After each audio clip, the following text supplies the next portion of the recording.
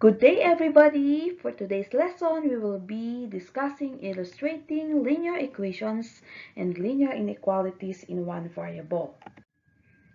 Let us have first this activity. Let us translate the given mathematical sentences using x as the variable.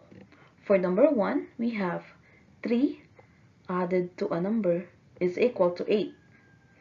So one by one, we have 3 added to, so we will be using the backward method here.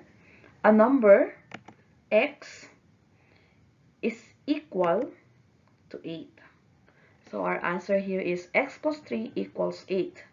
Number 2, the sum of a number and 3 is greater than 5. So the sum of a number, so x and 3 plus 3 is greater than 5. So our answer here is x plus 3 is greater than 5. Number 3, 8 less than a number is less than or equal to 12. So 8 minus a number x is less than or equal to 12. So is less than or equal to 12. Therefore, our answer for number 3 is 8 minus x less than or equal to 12. Number 4, 6 is 9 more than 5 times a number. So again, we have to write here 6 is, you will be using here equals 9 more than 5 times a number. So 9 more than 5 times the number. So our answer here is 6 equals 9 plus 5x. Number 5, 15 is less than thrice a number.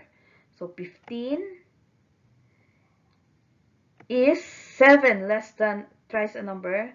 Use the backward method. So 7 less than. So minus thrice, that is 3x. Next, let us observe the following. So in column A, as you see, all of the mathematical sentences has equal sign. And these mathematical sentences is what we call equation. Ano nga bang equation? An equation is a mathematical sentence indicating that two expressions are equal and uses the equal sign. So as you see, all of these 5 uses equal sign. Therefore, they are equation. For column B, okay, the sign are less than or equal to, greater than, and greater than or equal to. So column B, all of the mathematical sentences in column B are what we call inequality. So this is mathematical sentence indicating that two are not equal and uses the symbol less than or equal to, greater than or equal to, and not equal. So again, equation, we just use equal sign. On the other hand, when we say inequality, we will be using greater than or equal to, less than or equal to. Now let's proceed. So again, this column are equations and this column are all inequality. And remember, it is linear if the highest degree is 1. So let us identify which of them are linear equation. So we need to focus in this column of equation. X plus 5y equals 8. That is linear equation because the highest degree or exponent is just 1. 5m plus 4, that is also a linear equation. 2x minus 5 equals 7. Correct. That is also a linear equation. What about 13 minus x squared minus 12?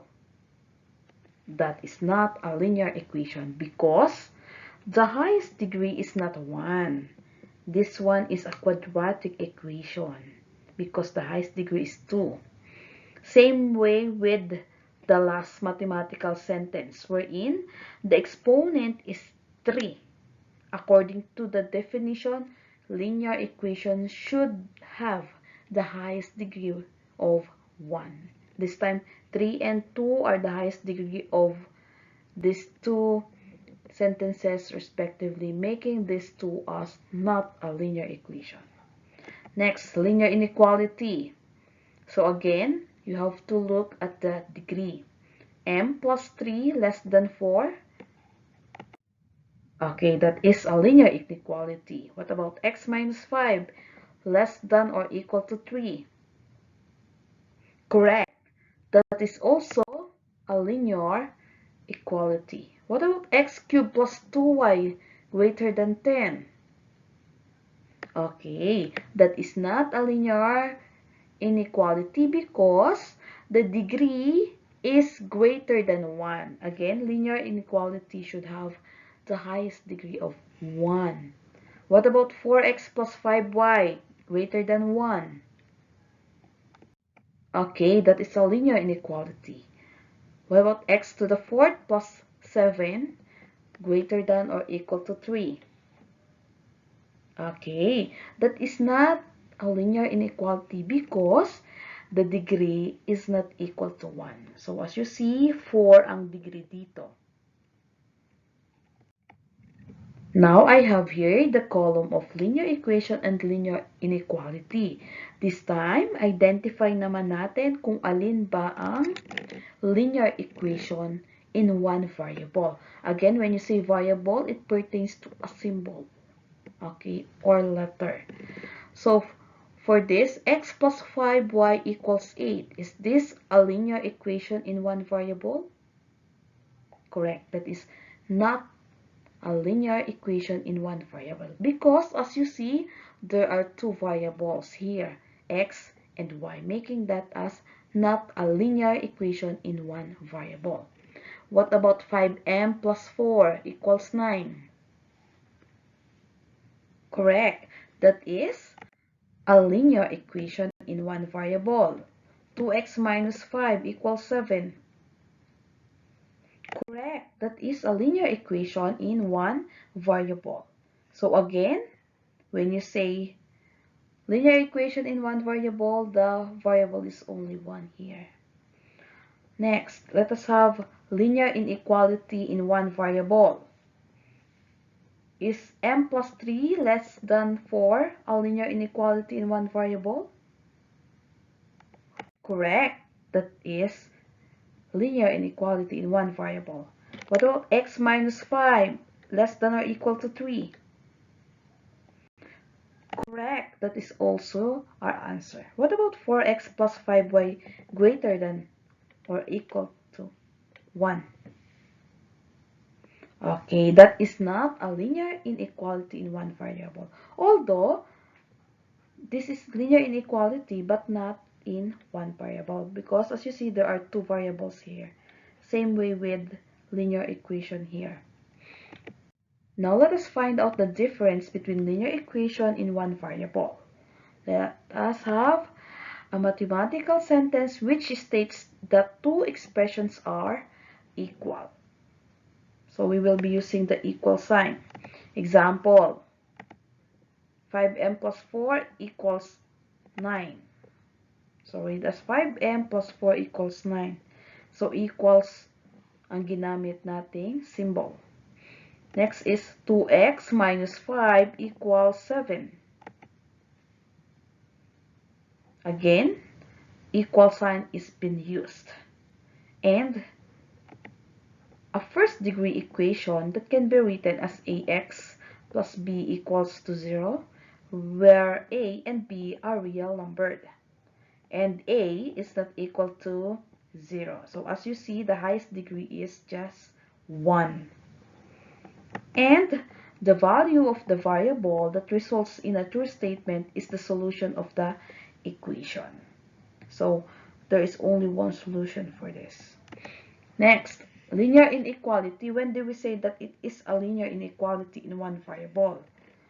First, it is in a first degree equation, but there are two expressions which are unequal. So, kailan natin malalaman na unequal sila? Siyempre, gagamit ng symbol.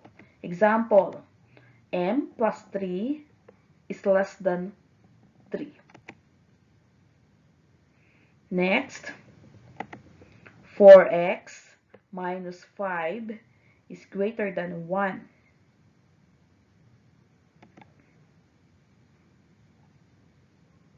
Okay, next one. 3x minus 2 is less than or equal to 4. So again, this less than or equal to making this sentence as linear inequality in one variable. And the last one, we have x plus 7 is greater than or equal to 8.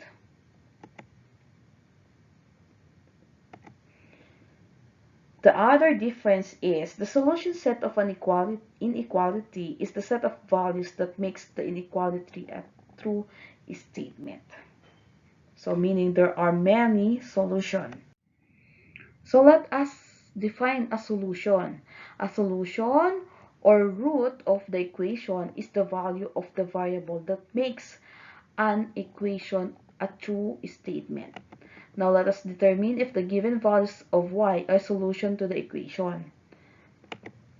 Number 1, 5y plus 4 equals 9. So I have here 3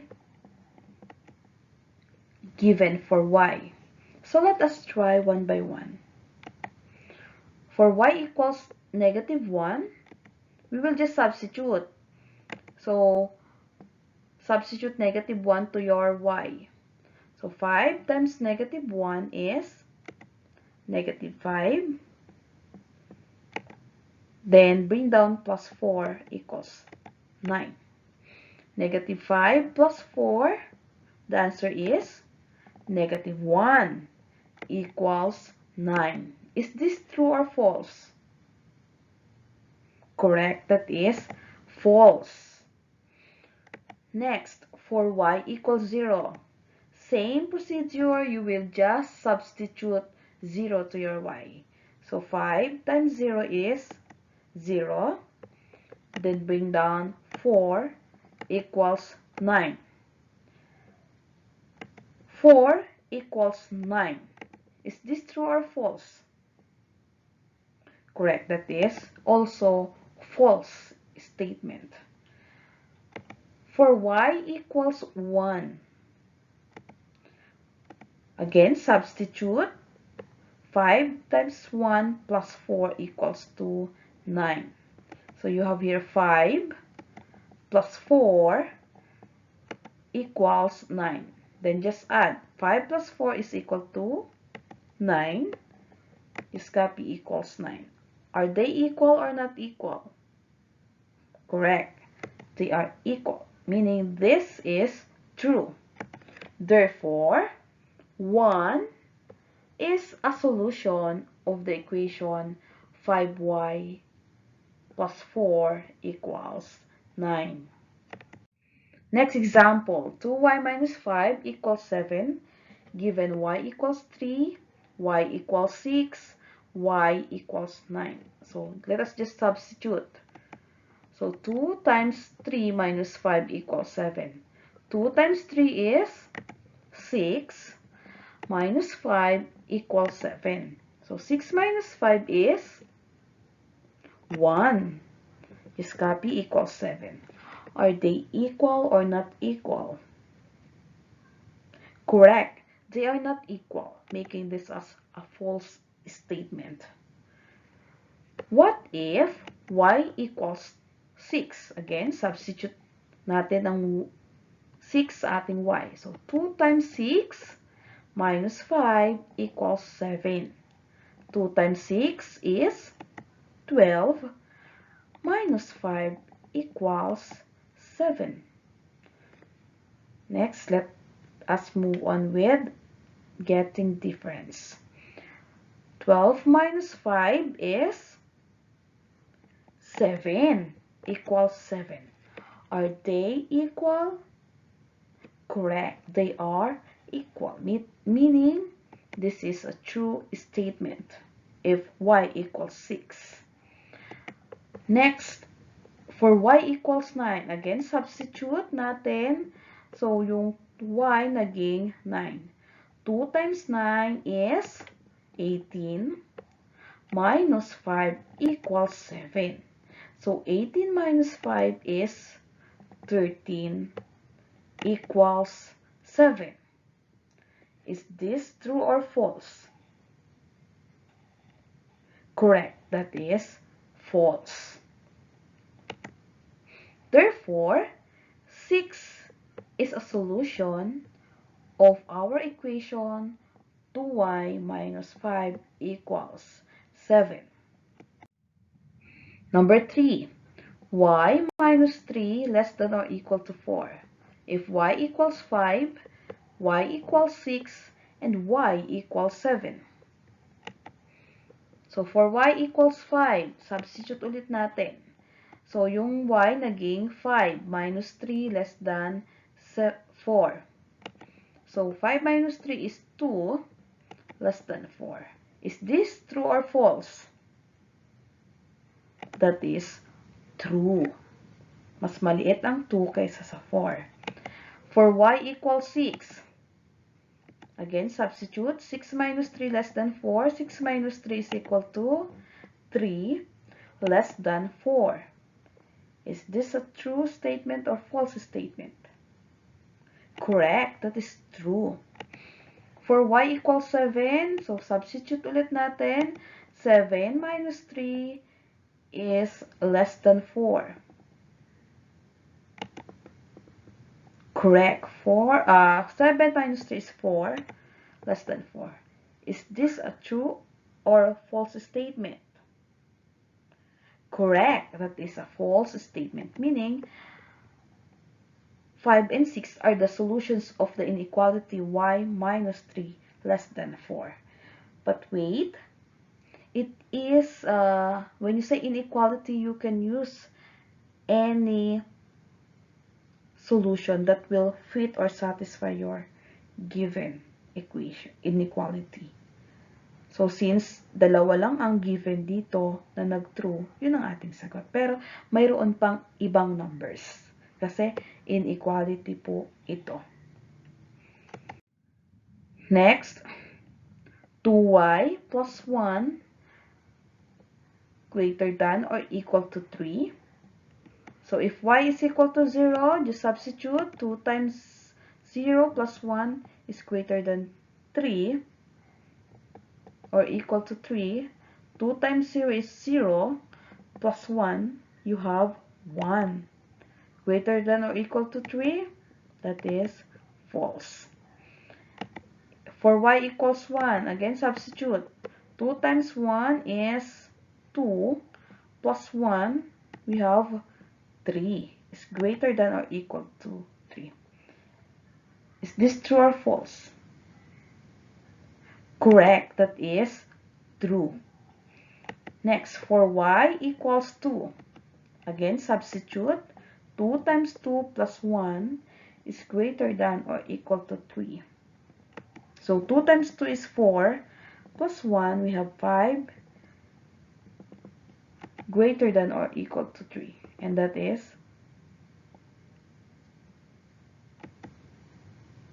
true. Okay, therefore, our solution in our given is R1 and 2. Again, you might have more solutions because it is inequality. Thank you very much for watching. Goodbye.